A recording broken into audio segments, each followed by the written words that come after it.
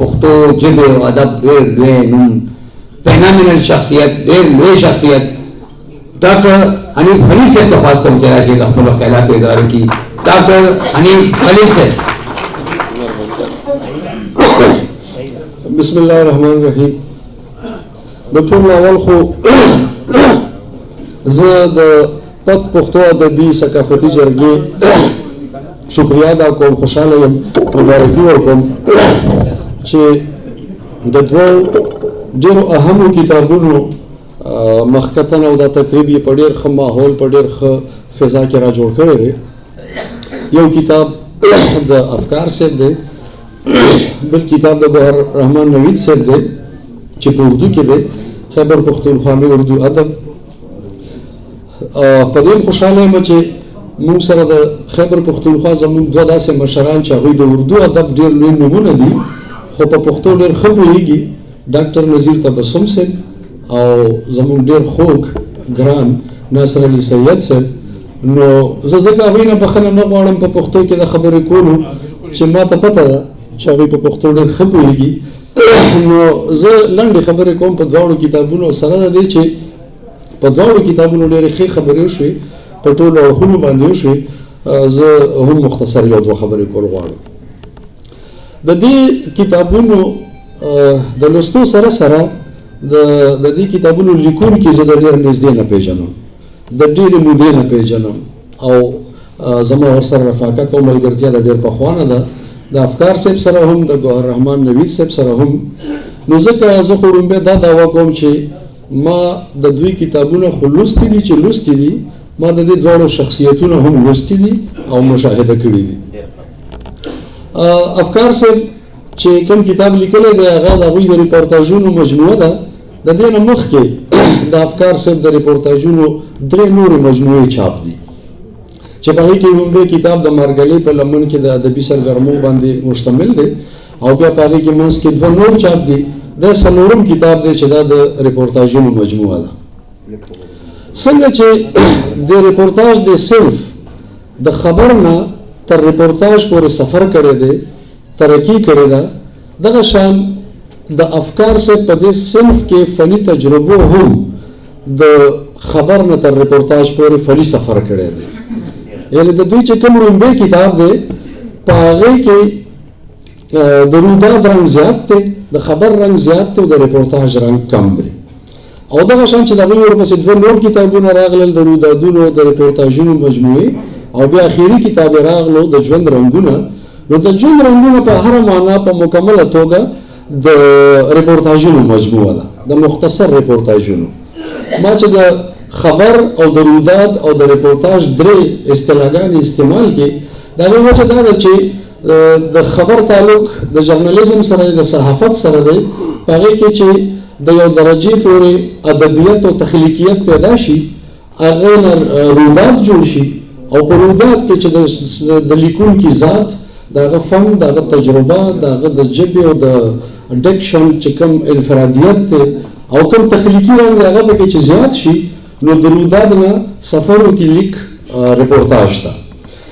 افکار صاحب هم دغه ارتقا سره مخ شوی دی او تر ریپورتاژ د اعلی سطح او اعلی اسلوب ته را رسېدلی دی د ژوند رنګونه کې. ریپورتاژ په خپل ذات کې ډېر اهم صنف دی. هغه یو فني، علمي، ادبي تاریخ هم دی او تخلیق هم دی. تخلیق دا چې په ریپورتاژ کې لیکونکی یو صحافي نه وي، یو رودادنګار نه وي، بلکې یو فنکار وي. په ریپورتاژ کې یو لیکونکی داخلي رجحان هم شامل وي، دغه تجزیه هم شامله وي. نو دا په دې لحاظ اهم صنف دی چې هم تخلیق دی، هم تاریخ دی، هم تحقیق دی او هم د نورو بلا صنفونو کړه وړه په خپل ذات کې لري. که ریپورتاژ نګار فنکار وي نو هغه په خپل ریپورتاژ کې د افسانې غوندې خوند او جملې هم پیدا کولی شي. که هغه فنکار وي نو د ناول او د افسانې د دواړو غوندې افسانوي ادب غوندې سسپنس پکې هم پیدا کولی شي، هغه پکې مکالمتي انداز هم پیدا کولی شي. فنکار ریپورتاژ نګار په خپل ریپورتاژ کې خاکی هم، یوه خاکه نه د ډېرو شخصیاتو خاکی هم پیش کولی شي.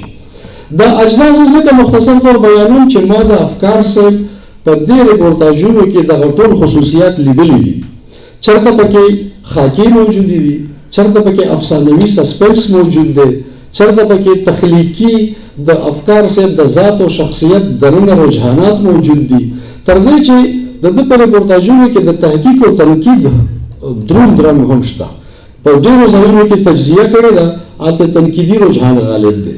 په ډېرو ځایونو کې که د کتاب د مخکتنې د ریپورتاژ لیکي یا د بل کوم تقریب ریپورتاژ لیکي، نو افکار صاحب د هغه موضوع سره متعلقه تحقیق کوي، نور اضافي معلومات هم وروړي او دغه شان خپلو ریپورتاژونو ته یو ډېر لوی حیثیت ورکوي.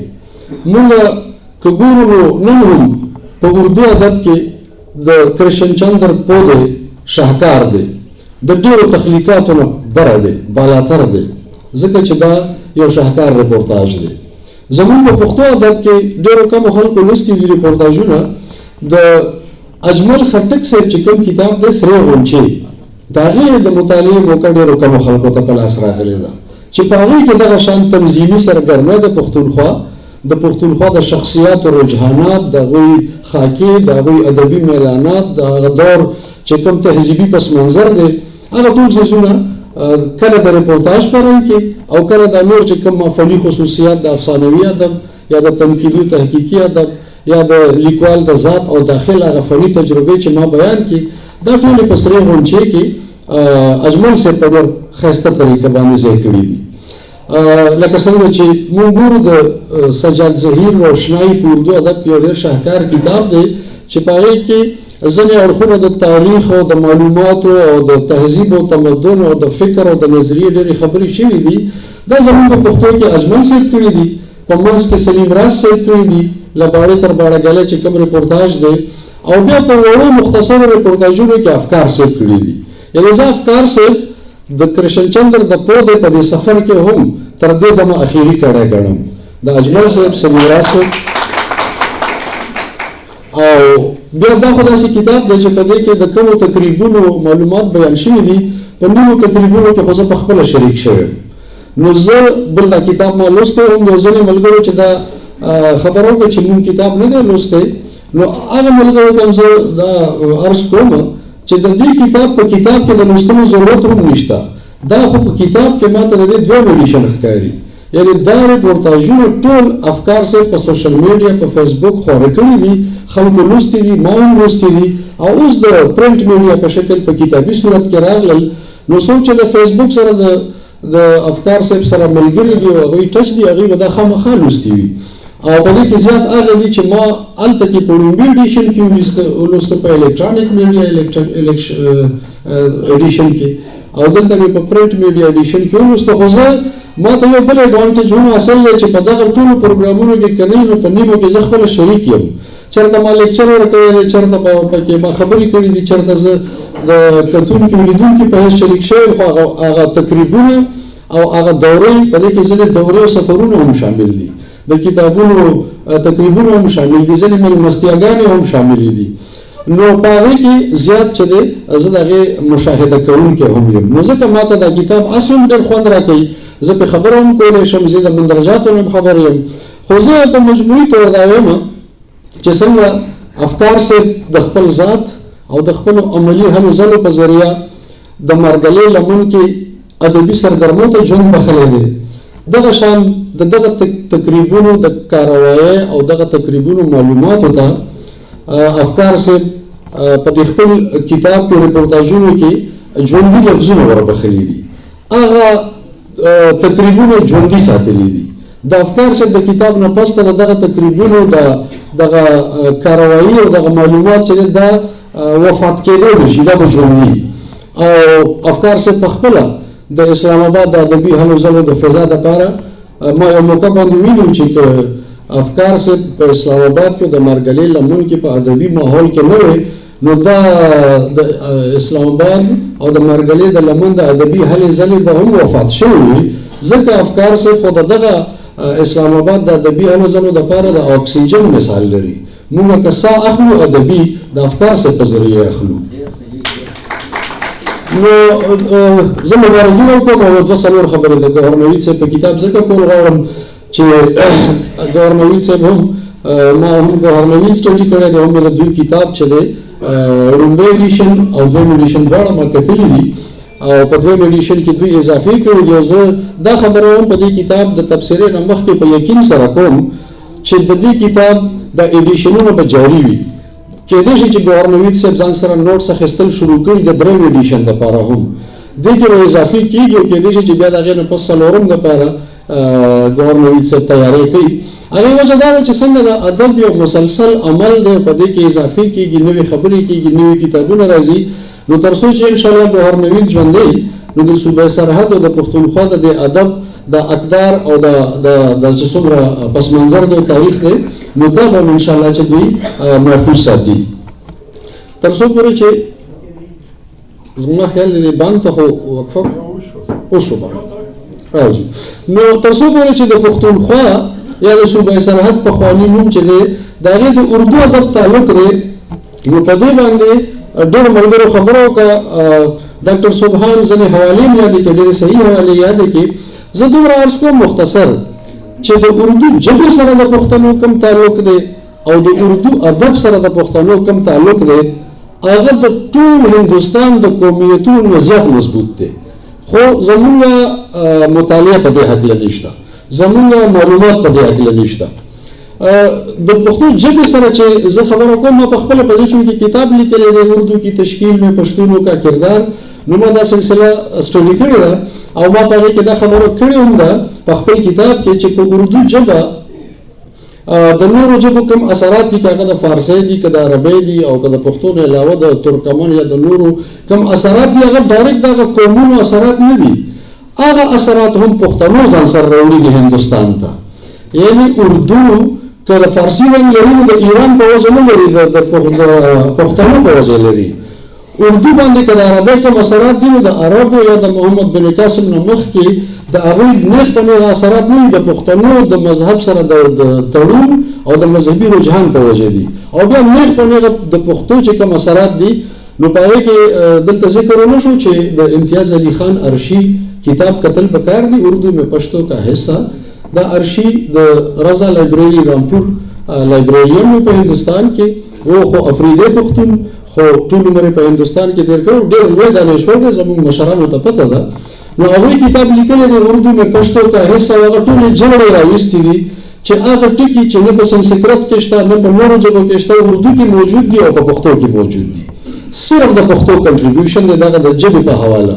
خو دلته خبره د ادب ده د ګورنویت صاحب د کتاب نو دوی اصل موضوع راخیستې ده چې د پښتنو برخه په اردو ادب کې په ژبه کې نه.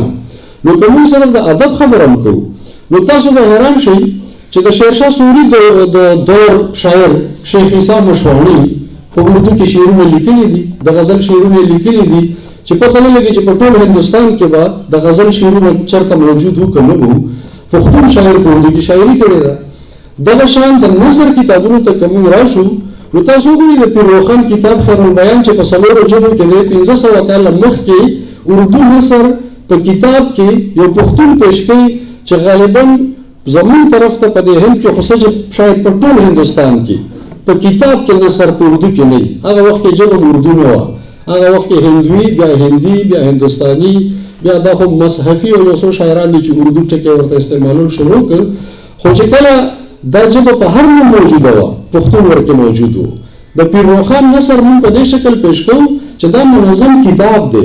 خوارې ورې پرچې هم شته د اردو ډېرې زړې، خوارې ورې شعرونه هم شته. خو ما د شیخ عیسی مشواڼي د غزل ذکر وکړو چې د غزل شعرونه هغه لیکلي دي 900 کاله مخکې په اردو ژبه کې چې اردو لا د لیک ژبه جوړه شوې نه وه.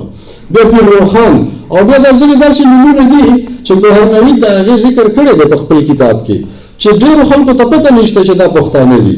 چاته دا پته نشته چې میرزا رفیع صودا پښتون دی، چاته دا پته نشته چې انشا پښتون دی. زموږ په دور کې جوش ملیح آباد یو دا څومره لوی لوی نومونه، حافظ محمود شیراني، د هغه زوی اختر شیراني ډېر لوی روماني شاعر دی. شیراني ورسره لیکو خو دا راته پته نه چې دا شیرانیان پښتانه دي که نه دي یا پښتون دی که نه دی. دا ټول پښتانه دي چې ګوهرنوید د هغې احاطه کړې ده. دا خبره بلکل زموږ ملګرو صحیح ده چې د فارغ بخاري صاحب نه پس که د پښتنو د اردو ادب د خدماتو راغونډولو دپاره کوم اهم نوم دی نو هغه ګوهرنوید دی. فارغ بخاري صاحب د 1980 کاله مخکې چې ادبیات سرحد لیکلی دی دا هم یو سلسله وه چې په هغې کې رضا همداني او خاطر غزنوي دغه ټول مشران شامل وو. د فارغ مرحوم کتاب خو دی ادبیات سرحد جلد څوم دغه درېیمه برخه ده چې د پښتونخوا د اردو ادب سره تعلق لري. په هغې کې دغه ټولې جرړې هغوی ډسکس کړي دي.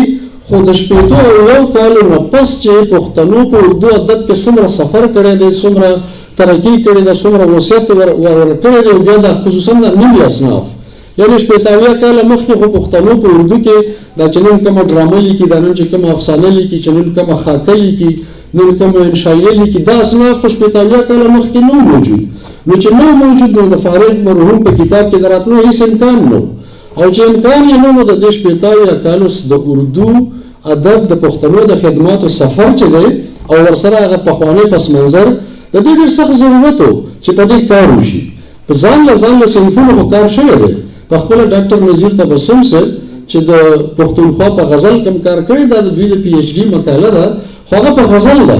دغه شان په افسانو هم کار شوی دی، په ځینې اصناف هم کار شوی دی. خو ګوهر نوید صاحب د ټولې پښتونخوا د ټولو اصنافو د تحقیق تنقید او کتابونو او شخصیاتو د ټولو احاطه کړې ده. نو زه خپله خبره راغونډوم او زما یقین دی چې انشاءالله د دې کتاب درېیم ایډیشن چې راځي نو هغه به د دې نه زیات ضخیم کېږي او زه دعا کوم چې د ګوهر نوید صاحب فکر همدغسې ژوندی وي او د پښتنو دا شان همدغسې اوچت ساتي لکه په دې کتاب کې چې ساتلی.